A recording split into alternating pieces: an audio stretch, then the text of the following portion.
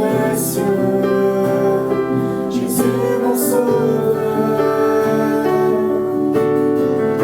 Je suis heureux, tu m'as donné ton nom.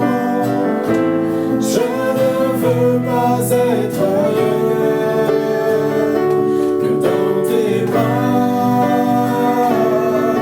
d'amour, dans tes bras d'amour, tout près de toi, contre ton cœur, dans tes bras d'amour.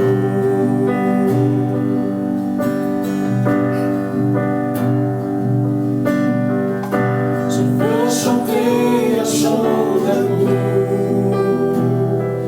pour mon sauveur, pour toi Jésus. Merci pour ce que tu as fait, tu es si précieux, Jésus mon sauveur.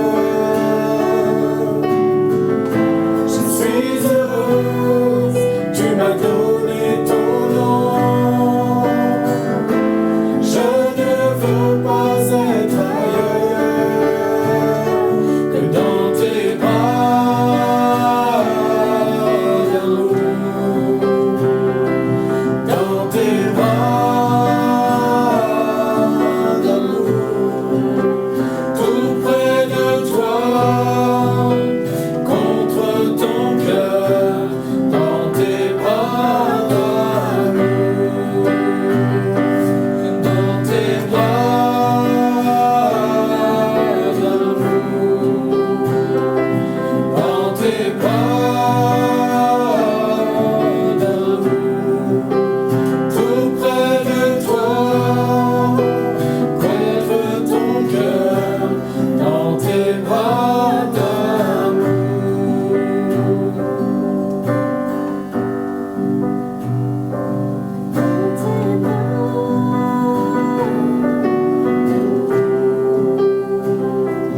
Dans tes bras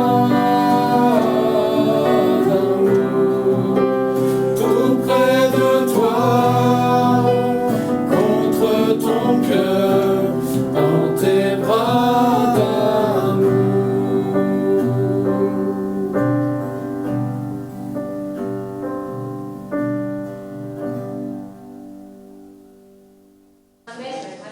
Et tout cela se dit, mais en fin de compte, quand Dieu a déposé ce thème sur mon cœur, quand la nuit descend, je me dis, mais c'est pour ça que Dieu c'est extraordinaire, parce que lui il est capable de penser des trucs largement en avance.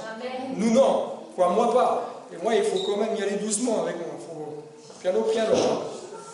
Mais lui, le Seigneur, il avait déjà prévu des choses. Et quand la nuit descend, et Clémence n'était pas au courant du thème du message. Et quand j'ai vu dans la liste des chants, le Saint-Esprit est là, je dis waouh, Dieu est en train de préparer les choses. Amen. Pour qu'on puisse vivre au moment de ce culte, quelque chose de particulier. Donc je vous l'annonce déjà. Ne courez pas chez vous chercher, allumer le poulet, quoi que ce soit, on va se laisser du temps ce matin. Amen. D'accord? Si vous voulez rentrer, il n'y a pas de problème. Mais on va vivre du temps ensemble. Et on va se laisser le temps. On va laisser surtout le temps à Dieu et au Saint-Esprit de faire son œuvre dans nos cœurs. Amen. Quand la nuée descend, et il y a un récit dans la parole de Dieu, dans le livre des rois, chapitre 8, vous pourrez lire à la maison, c'est pour lire le chapitre 8 en entier, comme c'est trop long, je ne vais pas vous le faire ce matin. Ça raconte le moment où le roi Salomon a fini de construire le temple de Jérusalem, d'accord, et quelques mois après la construction du temple, il décide de faire une fête, c'est-à-dire la fête de la dédicace. La fête de la dédicace, en hébreu, Hanouka. Vous avez déjà entendu ce terme, Hanouka. Pas Hanouka, hein, ça n'a rien à voir. Mais Hanouka veut dire quoi? Consécration ou inauguration. Le roi Salomon, durant cette année, va bâtir le temple. Je ne sais pas si vous imaginez l'ampleur de la construction. Nous, aujourd'hui, on est capable de construire des maisons en 8-9 mois. Mais là, le temple, bon, en plus, il n'y avait pas les moyens technologiques et techniques qu'il y a maintenant. La construction était enfin terminée. Et Salomon va souhaiter faire cette fête de l'Hanouka. Dire, ok, moi je veux que ce temple soit consacré à Dieu. C'est le moment où on va inaugurer la maison de Dieu. Le temple, je ne sais pas si vous savez où est-ce qu'il a été bâti. Pour les plus férus d'histoire biblique. Je le vois, mais je ne sais pas où c'est. Là où il y a de la retraite. Et c'est où? Au-dessus du mur de la... Le temple a été bâti sur le mont Moria. Ok, là, je ne vais pas vous donner grand-chose. En réalité, le mont Moria, c'est un lieu spirituel très important pour les Juifs, mais aussi très important pour nous. Moi, je ne suis pas juif, mais le mont Moria, pour moi, est très, très, très important. Pourquoi? Parce que c'est sur le mont Moria que Abraham va livrer son fils. C'est là qu'on appelle, dans la culture biblique, c'est là qu'il y a eu lieu la ligature d'Isaac, ou le sacrifice d'Isaac. Je vous rassure, Isaac a été en vie. D'accord? Mais c'est aussi là, sur le mont Moria, que David va acheter une aire, un terrain. Et c'est sur ce terrain qu'a été bâti le temple. Vous n'imaginez pas comment Dieu prévoit les choses. Et c'est sur ce terrain que le temple a été bâti, et c'est sur ce terrain qu'aujourd'hui on retrouve l'esplanade des mosquées à Jérusalem. Mais initialement, c'est là qu'il y avait le temple. C'est là qu'il y avait la présence même de Dieu. C'est là que Dieu voulait faire résider son nom. À Moria, pas l'esplanade des mosquées. Néhémie nous dit, mais si vous revenez à moi, donc Dieu parle au travers de Néhémie, il dit, si vous revenez à moi, et si vous observez mes commandements et les mettez en pratique, alors, comme vous seriez exilés à l'extrémité du ciel, de là, je vous rassemblerai, je vous ramènerai dans le lieu que j'ai choisi pour y faire résider mon nom. Dieu, dans son plan, dans son projet, c'est de ramener son peuple à Moria. C'est de ramener son peuple là où réside son nom. Dieu a choisi ce lieu particulier pour que son peuple puisse venir le rechercher. C'est dans ce lieu à Jérusalem que Dieu voulait faire habiter son nom. C'est là qu'il voulait que les cœurs puissent le rencontrer, puissent vivre quelque chose de particulier avec lui. C'est là qu'il voulait faire résider, c'est-à-dire chacun, il voulait faire habiter. Dieu voulait habiter parmi son peuple. Il aurait pu dire, ok, moi je suis Dieu créateur, donc je reste là-haut dans le ciel. Mais Dieu, lui, il est dit, non, je vais descendre parmi mon peuple et habiter parmi vous. C'est là que je veux demeurer, je vais reposer, rester, être au milieu, je veux avoir ma demeure. Et c'est là que je veux vous apparaître comme dans un buisson. Vous savez, comme Moïse a eu cette révélation, apparition de Dieu au travers d'un buisson qui n'a jamais brûlé. Vous pouvez mettre vous le feu au broussailles, ça va brûler, là, je pense. Il n'y a que Moïse qui a vu des trucs comme ça. Mais c'est là que Dieu voulait faire résider son nom. Pour nous, les croyants aujourd'hui, nous croyons que Dieu n'habite pas dans un lieu géographique, plus qu'un autre. Il y a une histoire en Israël. D'accord? Moi, je rêve un jour de pouvoir aller sur la terre d'Israël, de pouvoir voir les choses de mes propres yeux et aussi ressentir les choses. Parce que, qu'on le veuille ou qu'on ne le veuille pas, l'histoire est riche. Mais ce n'est pas parce que je vais aller à Jérusalem que je serai plus béni. Non, mais parce qu'après, on en fait une terre presque très sainte. Elle est plus sainte que Dieu, parfois. On sacralise les lieux. Mais celui qu'on doit honorer, celui qu'on doit glorifier, c'est celui qui règne dans les cieux. Amen. Ce n'est pas le lieu. Le lieu il est là pour nous rappeler l'histoire. Et c'est important. C'est important de comprendre. Voir où Jésus a marché, je pense que c'est quand même bien. Et c'est beau. Mais, en tant que croyant, je crois que Dieu habite dans mon cœur. Amen. Dieu, dans sa grâce, est venu faire sa demeure dans mon cœur. Pourquoi? Parce que nous sommes appelés le temple du Saint-Esprit. D'accord.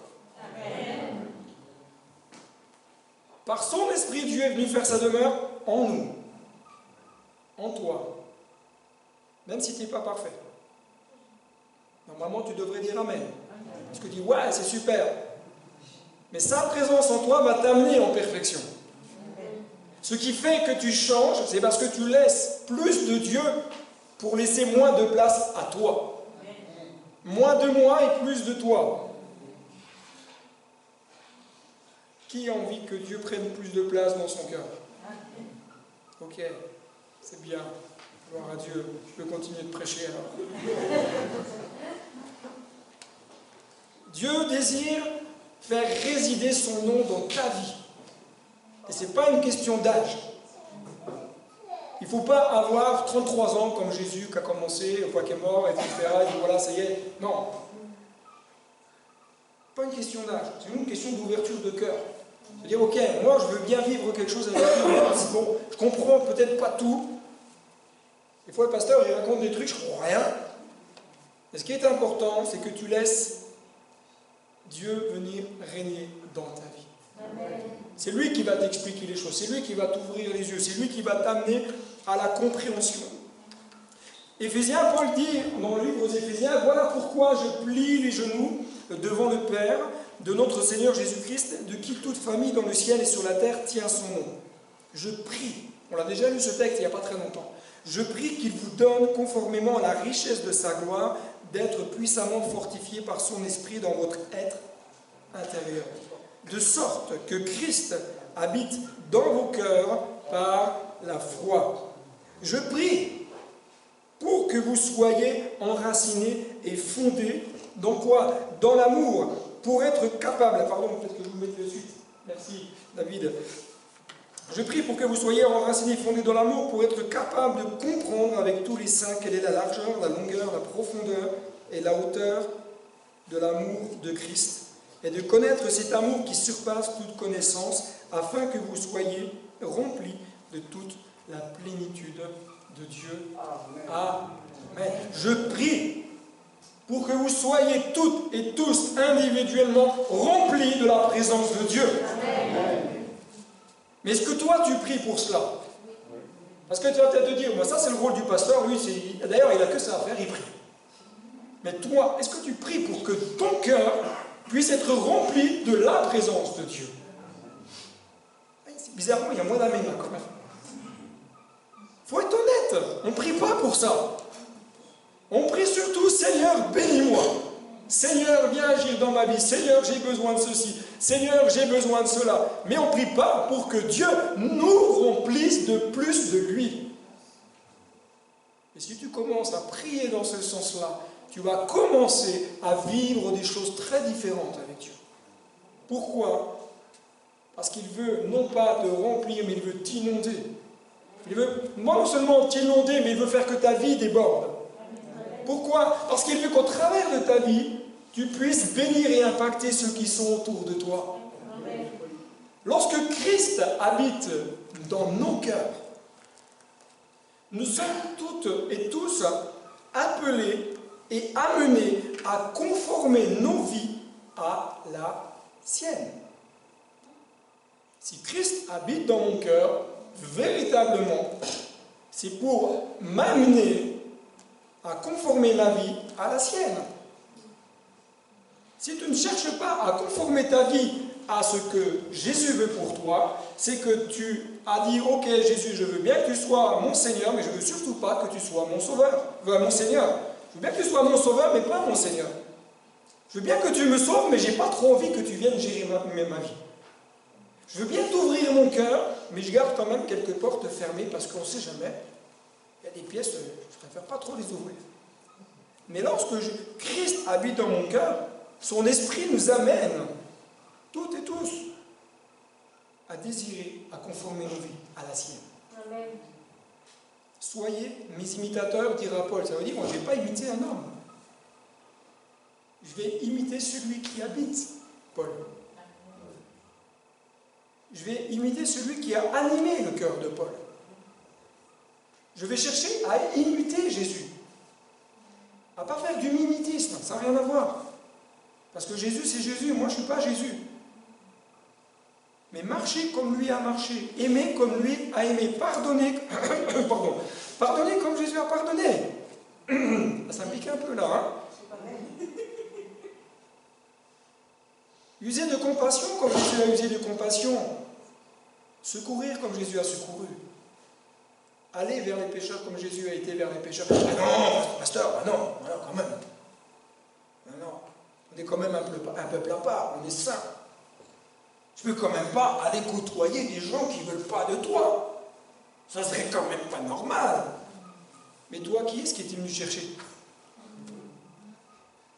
Est-ce que tu penses qu'aujourd'hui, tu es plus saint que les autres? Est-ce que les autres, ils n'ont pas besoin de la grâce? Est-ce qu'ils n'ont pas besoin de connaître ce message d'espérance, dire écoute, quelle que soit ta vie, quoi que tu aies fait, Jésus t'aime. Jésus veut changer ta vie, Jésus veut te toucher, Jésus veut faire quelque chose de profond dans ton cœur. Je vous l'ai déjà dit, chaque fois que je vais à la maison d'arrêt à Chalon, je suis bousculé, mais vous ne pouvez pas imaginer. Vous avez bousculé, et vous avez bousculé de chez bousculé. Et parfois, et encore vendredi, je vous le dis honnêtement, pour ça que je vous demande vraiment de prier pour ça, prenez bien conscience de cela. Je n'avais pas envie d'aller à la maison d'arrêt. Je n'avais pas envie. Je suis honnête. Mais quand j'y suis, quand j'entends ce qu'on peut me raconter, ce qu'on ose me raconter, je me dis, waouh, je comprends pourquoi il y a de l'opposition. 2 personnes vendredi m'ont dit, en tout cas m'ont parlé des manifestations spirituelles. 2 personnes sur 4, donc la moitié. Et l'une des détenues me disait, elle doit sortir très prochainement. Elle me disait, mais moi, j'ai pas envie de demander une sortie. Je ne sais plus comment on dit, voilà, ils ont le droit de faire une sortie de temps en temps, comme ça, pour histoire de, des fois, chercher du travail, pour anticiper, pour préparer leur sortie. Elle me dit, parce qu'après, on se retrouve isolé avec le Covid. 14 jours. Et je dis, mais pourquoi tu as peur? Elle me dit, j'ai peur des fantômes. Je dis, tiens. Je dis, mais pourquoi tu as peur des fantômes? Elle me dit, moi, j'ai déjà senti quelqu'un qui me touchait la nuit. J'ai vu, la même personne, elle me dit, j'ai déjà vu quelqu'un aller dans les toilettes, dans la cellule. Elle me dit, j'avais envie d'aller aux toilettes. Je dis, j'ai regardé mes co-détenus, ils étaient tous allongés. Je dis, j'ai dû attendre le matin. J'ai peur. Et je dis, mais pourquoi tu as cette peur? Mais elle me dit, mais il y a eu des suicides dans la maison d'arrêt. Et je dis, où est-ce que tu as vécu cela? Elle me dit, ben, c'était dans une cellule où il y a eu un suicide. Et là, je me suis dit, waouh, le texte qui dit qu'on essaie les lumières, que la lumière luise dans les ténèbres. Si on n'y va pas, qui est-ce qui va leur parler? Ils vont ressortir, ils vont re-rentrer parce que personne ne leur aura parlé. Chaque homme, chaque femme a besoin de la grâce de Dieu. Chaque homme, chaque femme a besoin d'entendre ce message d'espérance. Lorsque Christ habite dans nos cœurs, nous sommes quoi? Nous sommes fortifiés par son esprit. Et nous sommes enracinés et fondés dans l'amour. Mais pour voir la gloire de Dieu se manifester, nous préparer pour voir la nuée descendre. Pourquoi? Parce que, vous savez, parfois, on pense que, ok, on va venir au culte, et puis on dit, ouais, ok, on va vivre quelque chose d'extraordinaire. Mais on ne s'est pas préparé.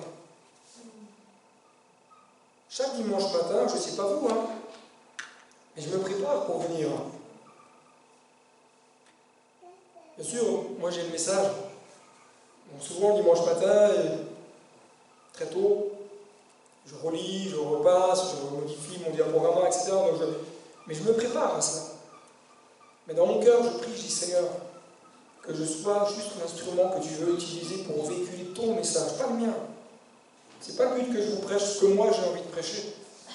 Le but, c'est que je vous partage ce que Dieu a déposé sur mon cœur. Et ce que Dieu m'a dit, c'est... Parfois, nous pensons que nous pouvons aspirer à vivre des choses meilleures avec Dieu, à vivre plus avec Dieu, mais on ne se prépare pas à cela. On veut bien voir des temps de visitation, on veut bien voir le Saint-Esprit souffler, on veut bien voir des miracles, mais on ne se prépare pas à cela. Et après, on dit, ah, mais je ne comprends pas, dans l'Église, on ne voit pas de miracles. Mais parce qu'on ne se prépare pas à cela.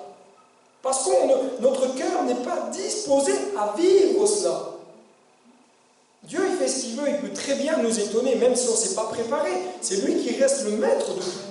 Mais, lorsque je regarde les Écritures, la Bible me dit, prépare-toi. Prends du temps. Cherche ma face. Parce que plus tu passes du temps avec Dieu, plus tu es connecté à Dieu.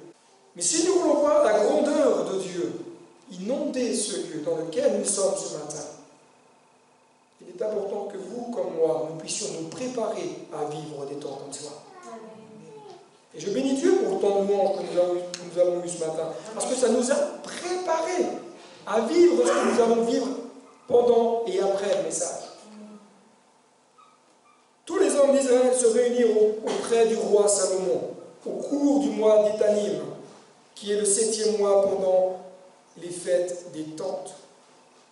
Se préparer, ça parle de quoi en réalité? On va dire, c'est bien s'habiller, c'est se parfumer, c'est bien se coiffer, se mettre un peu de gomina dans les cheveux, et puis, comme ça. Non. Se préparer, tout d'abord, c'est comprendre que l'unité est indispensable. Pour voir la nuée descendre, il est important de comprendre que l'unité est indispensable.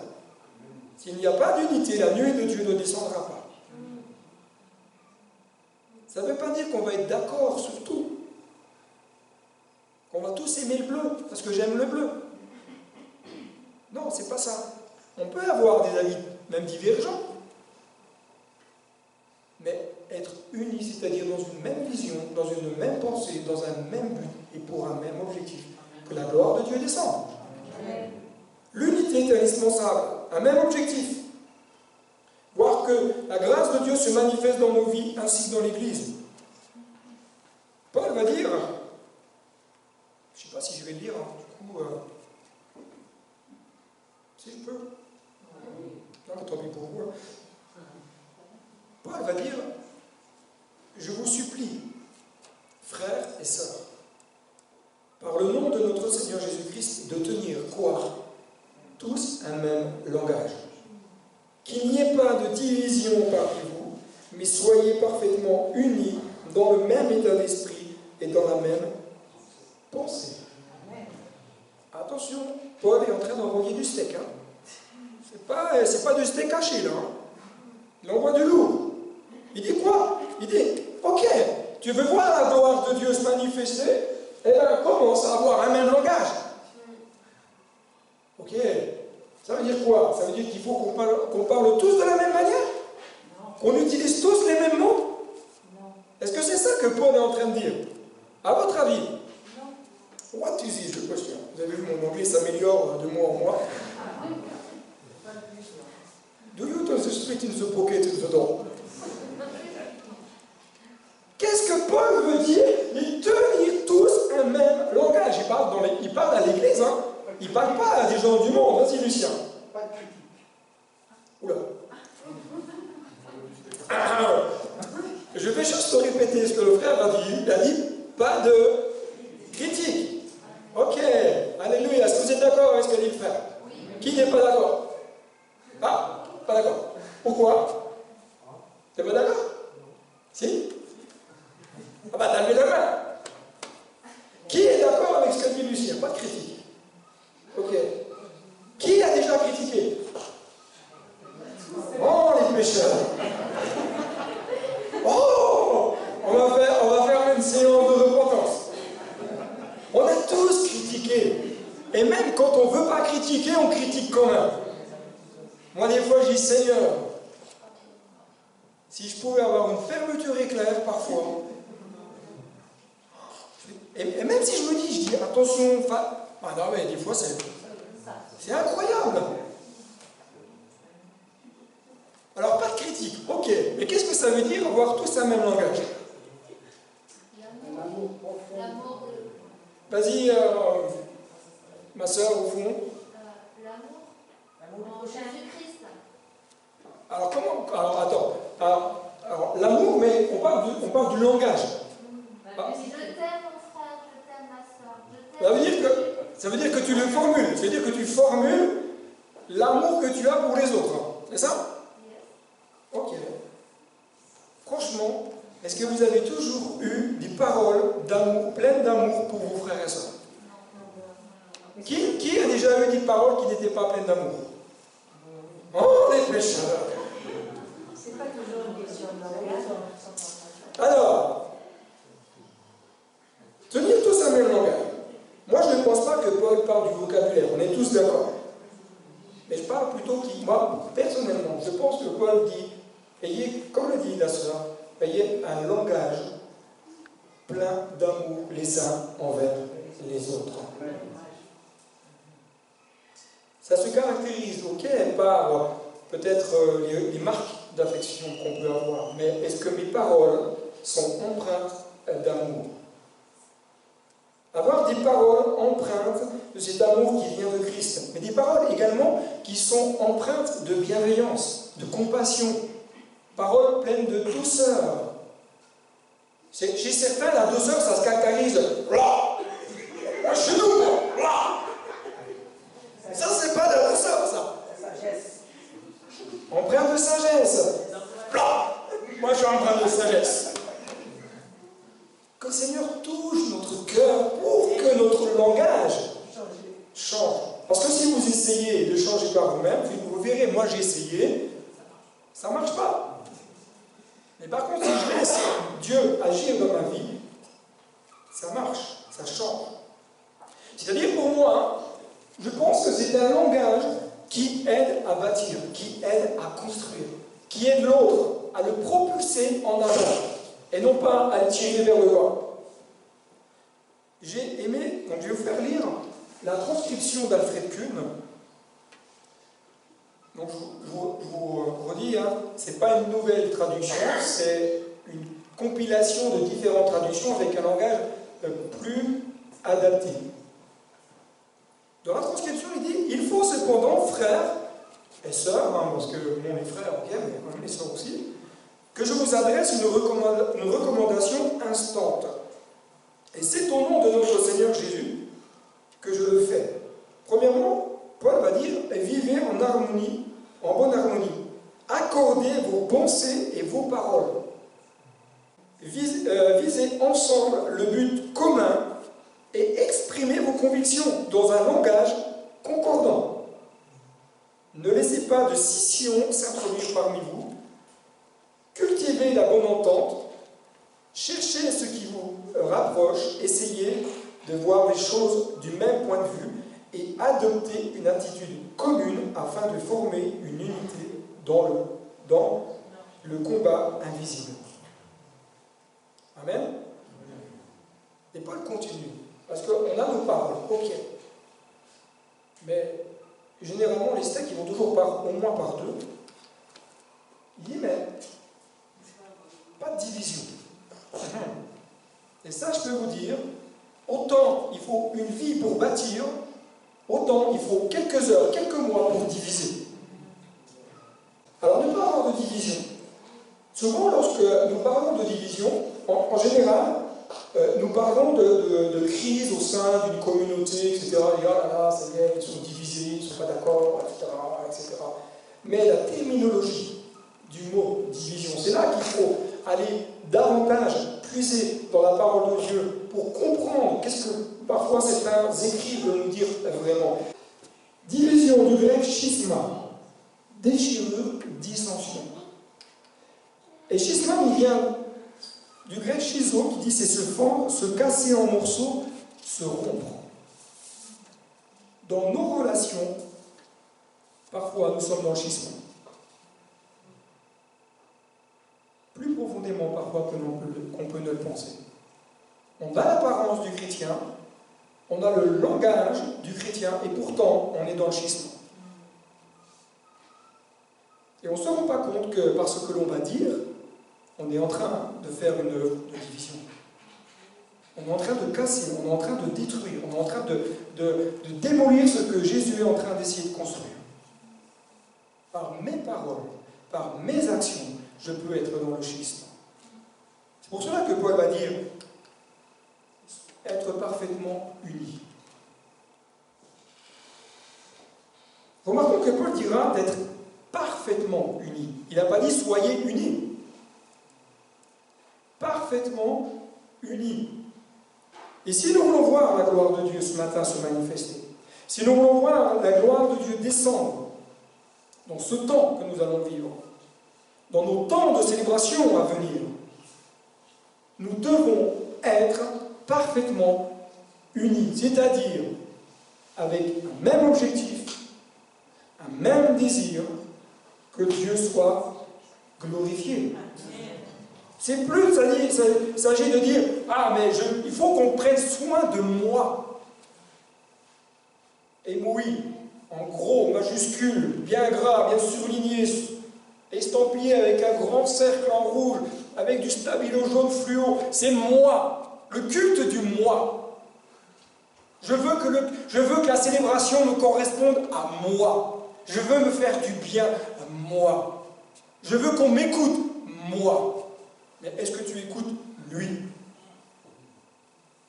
Est-ce que tu veux plus de lui et de moins de moi?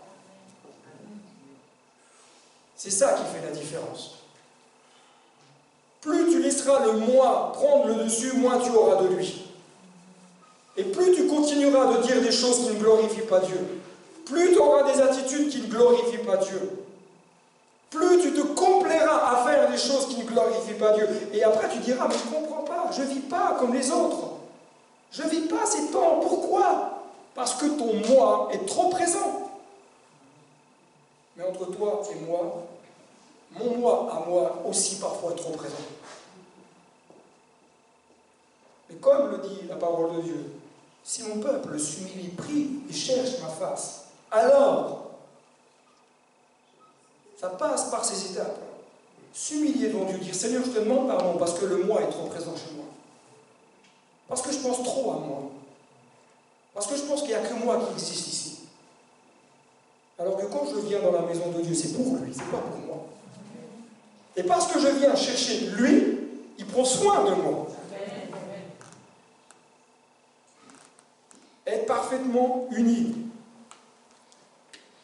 Uni, ça vient du grec katartizo, qui dit c'est raccommoder ce qui a été abîmé. Et les choses, des fois, dans nos vies, elles sont comme abîmées par le temps avec l'usure. Parfois, on peut avoir des trous dans les jeans, etc., involontaires. Hein, je ne parle pas des trous volontaires. J'ai rien contre les jeans avec des trous volontaires, ne vous inquiétez pas, c'est pas le sujet.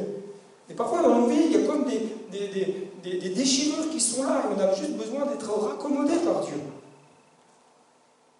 Ça veut dire quoi également? Ça veut dire réparer, mettre en ordre. Mettre en ordre. C'est-à-dire, quelque part, laisser le Saint-Esprit te dire ça, mon frère, ma soeur, ça doit changer. Ça veut dire également, peut-être dire au Saint-Esprit, écoute, là, il faut peut-être que tu arrêtes de faire de telle et telle manière. Il faut que ça change.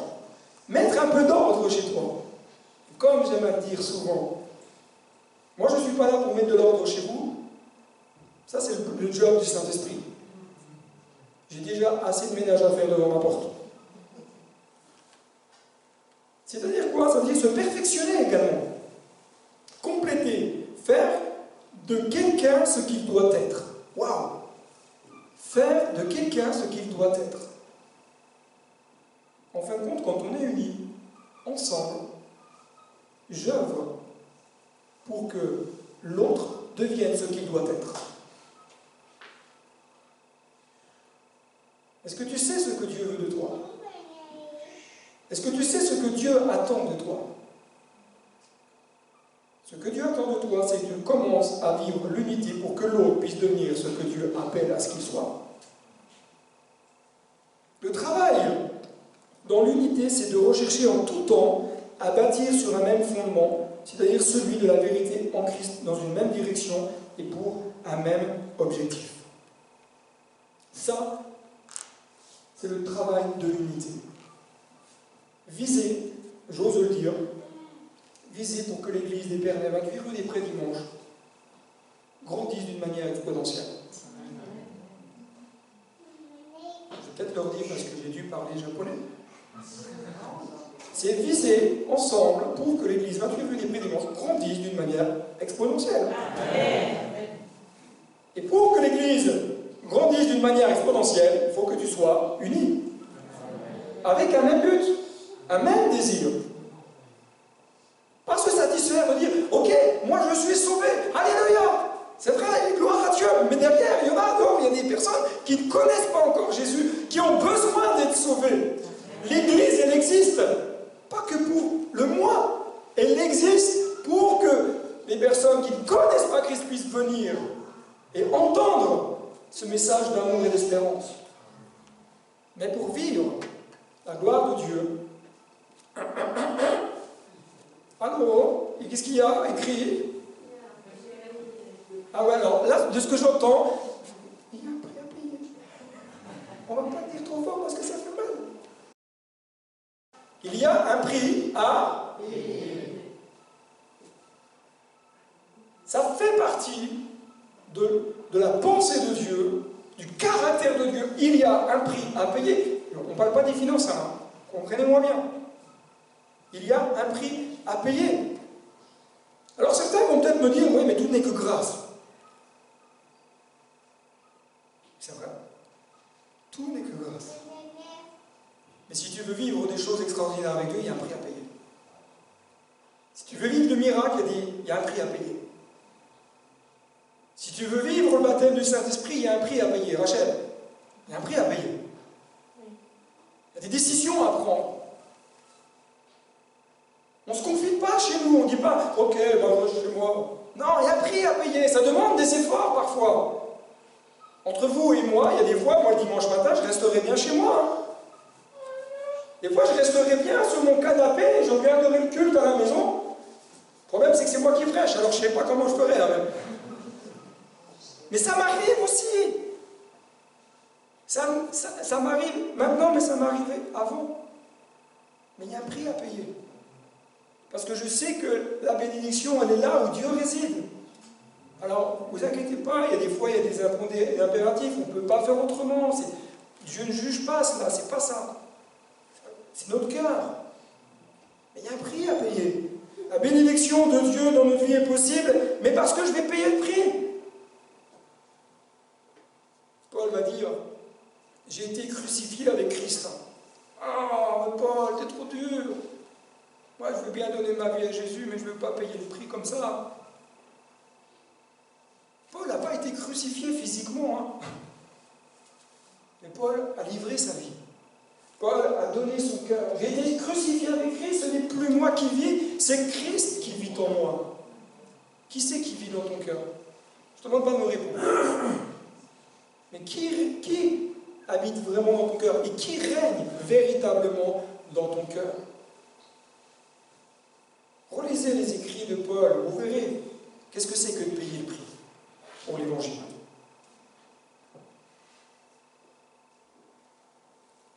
C'est Christ qui vit en moi. Et si je vis maintenant dans mon corps, je le vis dans la foi au Fils de Dieu qui m'a aimé et qui s'est donné lui-même pour moi. Et pour vivre l'extraordinaire, il faut replacer l'arche à sa place. Dans le livre des rois, il dit que les sacrificateurs ont porté l'arche et, regardez, je vais souligner, je vais souligner, ils l'ont replacée à sa place. Il y avait une place qui était dédiée à l'arche. Ils l'ont remis à sa place. Et dans l'arche, si vous ne savez pas, du temps de Salomon, il n'y avait que les 2 tables de la loi. Quand la parole de Dieu est replacée à sa place, la gloire de Dieu descend. Tant que la parole de Dieu n'est pas au centre, il ne se passe rien. Tu peux me dire, oui, mais moi j'ai vécu il y a 15 ans, 30 ans, 50 ans le baptême du Saint-Esprit. Mais tu ne le vis plus parce que peut-être, je dis bien peut-être, peut-être parce que la parole n'est plus à sa place. Quand la parole de Dieu est à sa place, on lit toute la parole de Dieu, et pas que les psaumes ou les proverbes. On se nourrit de toute la parole de Dieu. Si on veut voir la gloire de Dieu, si on veut comprendre le cœur de Dieu, si on veut comprendre la vision de Dieu, nous sommes appelés à vivre l'ensemble de la parole de Dieu et de la méditer dans son ensemble. Ce qui doit guider notre vie, c'est la parole. Ce qui doit animer ton cœur, c'est la parole. Ce n'est pas les expériences. On met trop en emphase l'expérience aujourd'hui, dans tous les domaines. L'expérience du baptême du Saint-Esprit, ok, je l'ai vécu avant, ah là là, c'était extraordinaire, mais c'était avant. Mais maintenant, qu'est-ce que tu vis avec Dieu? La louange, ah là là, quel temps merveilleux. Mais moi, je ne cherche pas l'expérience. Je recherche l'auteur de la vie. C'est lui que je recherche. Et c'est en le recherchant que je vais vivre des choses personnellement. Je ne recherche pas la sensation. Je ne recherche pas le miracle. Je ne recherche pas la délivrance. Je recherche l'auteur des miracles et l'auteur des délivrances. Et c'est ça qui fait la différence dans une vie. C'est quand tu commences à détourner tes yeux de ton moi pour les fixer sur lui. Et là, tu verras la gloire de Dieu. Parce que tu vas replacer dans ton cœur la parole de Dieu qui doit avoir toute sa place. La parole de Dieu placée au centre de quoi? De nos cultes, de nos moments de célébration. J'ai personnellement les poils qui se dressent lorsque j'entends et je vois des moments de célébration où la parole de Dieu a perdu sa place. Tout juste si on lit parfois quelques versets. Mais par contre, la louange, ça a pris de la place. Il n'y a pas de problème. Mais ce qui fait que la gloire de Dieu descend, c'est la parole. Quand nos cœurs sont centrés sur la parole. Même la louange doit être centrée sur la parole de Dieu. L'adoration doit être centrée sur la parole de Dieu. Pourquoi? Parce qu'elle t'amène à parler de celui qui règne dans les cieux. La louange, elle ne parle pas de moi. La louange, c'est pas dire écoutez la belle voix que j'ai, ce qui n'est pas le cas, mais. Ou alors regardez comme je joue bien, ce qui n'est pas le cas non plus. La louange, elle est là pour glorifier Dieu. L'adoration est là pour glorifier Dieu. La parole de Dieu doit être recentrée dans nos moments, même de service que nous accomplissions pour Dieu. Aujourd'hui, parfois, on dit on sert Dieu, mais on se sert plus soi-même. Presque quelque part, comme on n'a peut-être pas eu dans la société peut-être une place à responsabilité, on a l'impression d'exister parce qu'on est dans l'église. Et moi, j'ai déjà dit, je ne veux pas qu'on me voie. Quand je sers Dieu, je ne veux pas que les regards soient centrés sur moi, je veux que les regards soient centrés sur Christ. Je sers Dieu, je ne me sers pas moi. Je sers Dieu dans mon quotidien. Et quoi qu'il me demande de faire. J'attends pas qu'on me prenne par la main pour me dire, il y a ça à faire. Je vois les besoins dans l'église, j'essaye de répondre au mieux. Est-ce que tu as déjà vu les besoins qu'il y a dans l'église? Ici, je ne parle pas de l'église à Cameroun. Non? Vous n'avez jamais vu les besoins qu'il y a dans l'église ici? Qui a déjà vu les besoins qu'il y a dans l'église? Ok. Mais est-ce que tu sers vraiment? Des fois, on voit des besoins, on dit ok, je vois, mais les autres ils font, c'est bien. Mais c'est avec toi que Dieu veut œuvrer. Sers Dieu dans ton église locale, deviens acteur. Alléluia. J'ai demandé à l'équipe de louange de revenir. Et je voudrais qu'on passe à l'étape 2 du message. Là, j'ai fait l'introduction. Alléluia. Je vous ai dit, le poulet, vous pouvez le laisser cuire à la maison tranquillement. On va se prendre du temps. On va se prendre du temps. Parce que il y a un temps pour tout, dit la parole. Il y a un temps pour chercher Dieu. Il y a un temps pour chercher Dieu. Il y a un temps pour méditer la parole ensemble, mais il y a aussi un temps pour rechercher, se laisser toucher. Et j'aimerais qu'on puisse ensemble prendre ce temps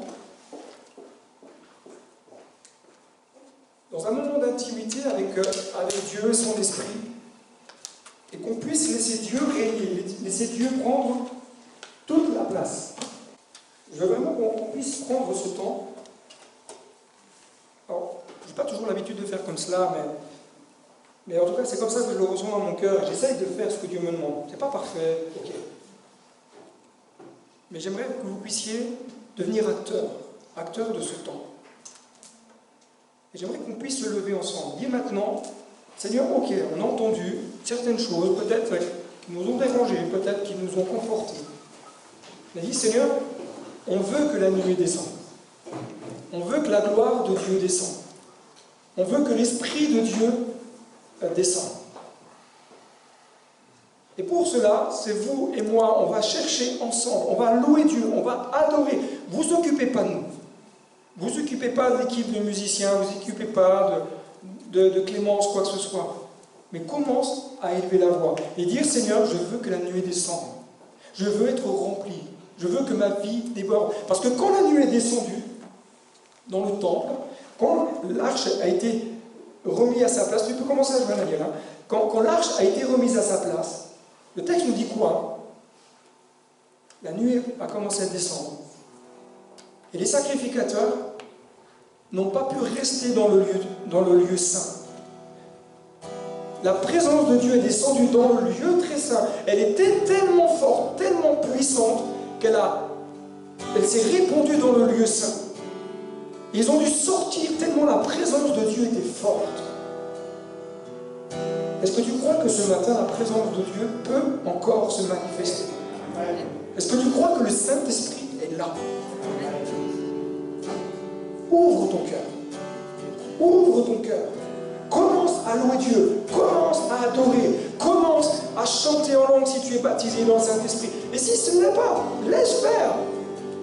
Laisse-toi toucher par l'amour de Dieu ce matin. Ensemble, élevons la voix. Loue ton Dieu là où tu es. Toute l'équipe, ils vont mener ce temps dans le chant. Moi, je vais simplement prier. Et je voudrais que les regards à la rigueur se fixent même pas sur moi.